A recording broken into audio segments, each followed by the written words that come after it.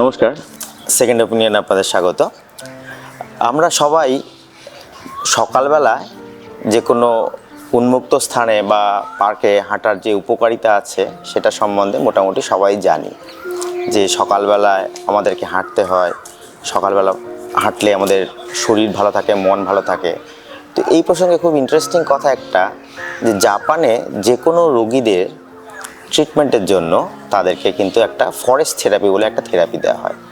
গাছপালা সমন্বিত কোনো এরিয়াতে যদি আমরা হাঁটাহাঁটি করি তাহলে যে কোনো গাছ বা উদ্ভিদ জাতীয় জিনিস থেকে একটা ফেরোমন নিঃসৃত হয়, যেটা কিন্তু মানুষকে সুস্থ রাখতে সহায়তা করে বা রোগ থেকে সেরে উঠতে সাহায্য করে। তো সেই জায়গাগুলোতে সকালে হাঁটার পাশাপাশি যেখানে বেশিরভাগ ক্ষেত্রে গাছপালা আছে এমন জায়গায় যদি আপনারা হাঁটেন তাহলে কিন্তু আপনাদের শরীর এবং মন দুটোই ভালো হবে, কারণ যে কোনো রোগ থেকে সেরে ওঠার জন্য শরীরের পাশাপাশি মনেরও বেশ বড় রকমের রোল আছে।